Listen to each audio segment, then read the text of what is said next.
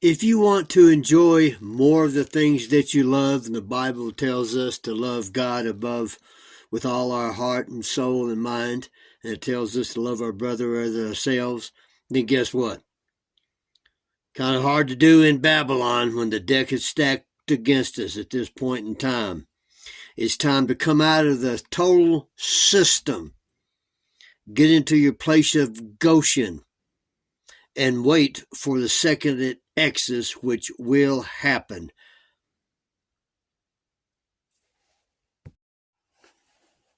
I believe another one of the most misunderstood statements from Yahshua is this. It's in Luke 21, verse 28. And when these things begin to come to pass, then look up and lift up your heads, for your redemption draweth nigh. And just about everybody, with the exception of myself and Kenneth Vance, who has a great teaching on this, and I'll leave links to that, they've got it all wrong. It's not the rapture. It's not the resurrection of the dead. It's the resurrection, the restitution that has to come before Yahshua returns. And I'll refer you to Zechariah 10, verse 8.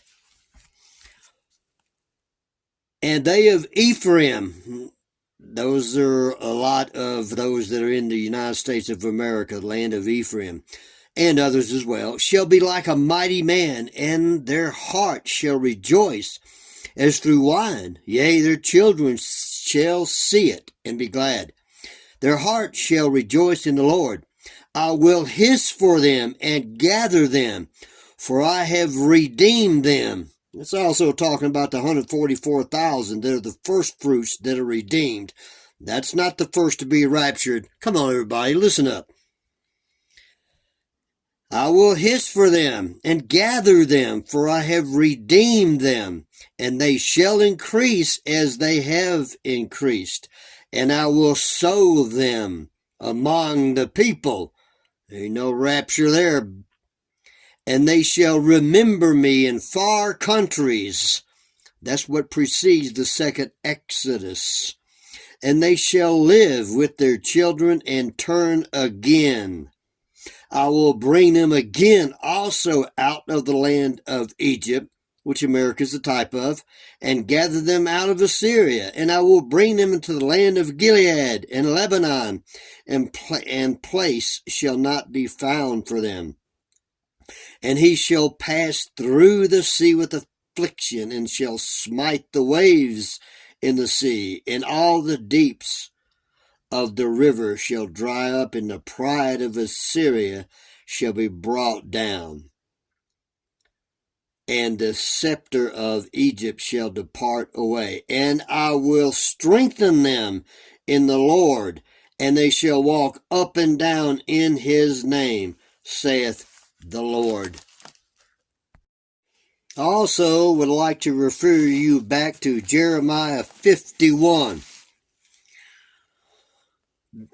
Babylon is suddenly fallen and destroyed. Howl for her. This is coming, people in the United States. Take balm for her pain, so if be she may be healed.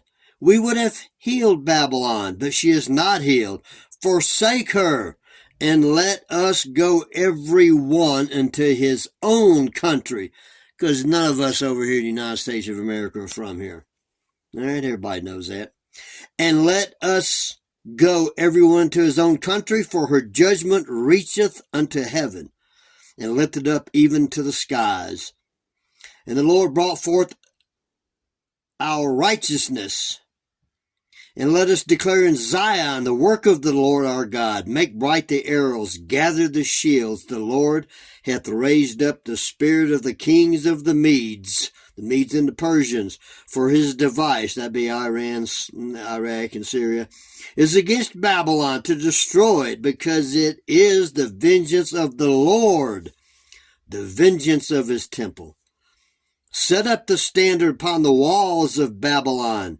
Make the watch strong. Set up the watchman. Prepare the ambushes. For the Lord hath both devised and done that which he spake against the inhabitants of Babylon. O thou that dwellest upon many waters, abundance and treasures, thine end is come in the measure of thy covetousness. The Lord of hosts hath sworn by himself, saying, surely I will fill thee with men as with caterpillars. Has that been going on for the last several years? And they shall lift up a shout against thee. And I want to switch over to verse, verse 20. Thou art my, verse 19, and the portion of Jacob is not like them. For he is the former of all things, and Israel is the rod of his inheritance. That's the people, not the land. That's the people that follow Yahweh Elohim. And Yahshua is their Savior and King. The Lord of hosts is his name. Thou art my battle axe and weapons of war. For with thee will I break in pieces the nations, and with thee will I destroy kingdoms. And with thee will I break in pieces the horse and his rider. And with thee will I break in pieces the chariot and his rider. That's the four horsemen of the apocalypse and what they ride in on. All right. And then we have verse 33. For thus saith the Lord of hosts, the God of Israel, the daughter of Babylon is like a threshing floor. It is time to thresh her yet a little while, and the time of her harvest shall come. Now let's go back to Luke 21 again, verse 9. But when you shall hear of wars and commotions, be not terrified. Is that not going on right now? For these things must first come to pass, but the end is not by and by. And the end is a period of 3.5 years. Then at the end of the 3.5 years, you have the last day, the end, when he returns. And then he said unto them, nation shall rise against nation, and kingdom against kingdom. And great earthquakes shall be in divers places, and famines and pestilences, and fearful sights, and great signs there shall be from heaven. Here's what I want you to pay attention to. But before all these, they shall lay their hands on you and persecute you, delivering you up to the synagogues, and into prisons, being brought before kings and rulers for my name's sake, and it shall turn to you for a testimony. Settle it, therefore, in your hearts, not to meditate before what ye shall answer, for I will give you a mouth and wisdom, which all your adversaries shall not be able to gainsay nor resist, and ye shall be betrayed by both parents and brethren and kinsfolk and friends, and some of you shall they cause to be put to death. I will move on down to verse 20. And when you shall see Jerusalem compassed with armies, then know that the desolation thereof is nigh. And let them which are in Judea flee to the mountains, and let them which are in the midst of it depart out. And let not them that are in the countries enter thereinto. For these be the days of vengeance, that all things which are written shall be fulfilled.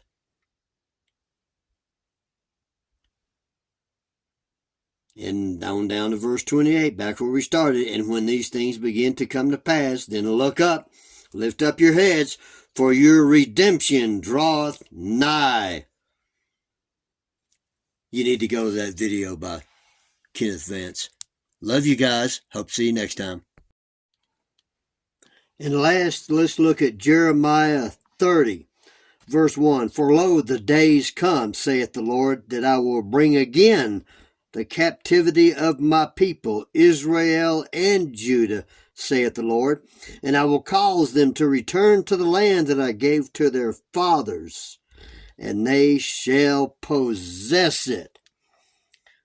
Verse 7, alas, for that day is great, so that none is like it. It is even the time of Jacob's trouble, but he shall be saved out of it. Verse 10. O Israel, for lo, I will save thee from afar, and thy seed from the land of their captivity. And Jacob shall return and shall be in rest and be quiet. That's not going on in Israel today, because we don't understand, or most people don't understand, the difference between the real Jews that are there and those that say they're Jews but of the synagogue of Satan. For I am with thee, saith the Lord, to save thee. I will make a full end of all nations, whither I have scattered thee, but will not make a full end of thee. But I will correct thee in measure, and will not leave thee altogether unpunished. Verse 17. This is one I want you to pay attention to. For I will restore health. Pardon me. For I will restore health unto thee, and I will heal thee of thy wounds, saith the Lord. Because they call thee an outcast, saying, This is Zion, whom no man seeketh after. Thus saith the Lord, Behold, I will bring again the captivity of Jacob's tents, and shall have mercy on his dwelling places. And the city shall be builded upon her own heap, and the palace shall remain after the manner thereof. Verse 20. Their children also shall be as aforetime, and their congregation shall be established before me. And I will punish all that oppress them. Verse 24. The fierce anger of the Lord shall not return until he hath done it, and until he hath performed the intents of his heart. In the latter days ye shall consider it. For those that are still looking for America to be made great again, it's not going to happen. And I've been telling people for a long time, way back in the first presidency of the gentleman that's fixing to take over again. I don't, for the life of me, I can't understand why people do not, other than their eyes are blinded by Satan, and they love it so in Babylon that they believe they have cognitive dissonance, sticking their head in the sand, that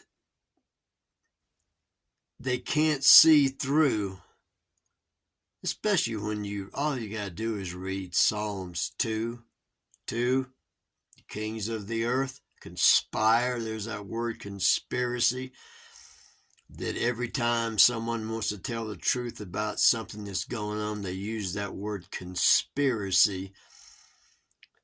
Okay, to shut us down in the minds of people that love it in Babylon.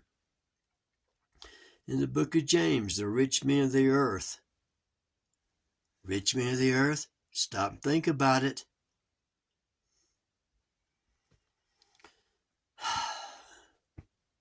That they heap up treasures for the last days. Come on, people. You need to get in your mind once and for all. You're being scammed. You're being deceived.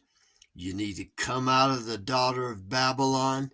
Need to get your place into a place of safety. And I ain't talking about Revelation 12. The place of safety. That comes at the beginning of the Great Tribulation. That will begin 18 months from this coming April 25th. I pray that you would at least consider what I've said and look at all things that I have said, going all the way back to 40 years, where there are folks We're in the time that the persecution, fifth seal, and the sixth seal, right, are upon us, beginning in April at Passover, according to the calendar, Yah's calendar in the sky, not by Babylon. I pray for you. I pray that you will study to show yourselves approved. Open your eyes. Lay down your lives, meaning what you want to do, for what the Father's will is for you, which therein is the only place of safety. Hope to see you next time.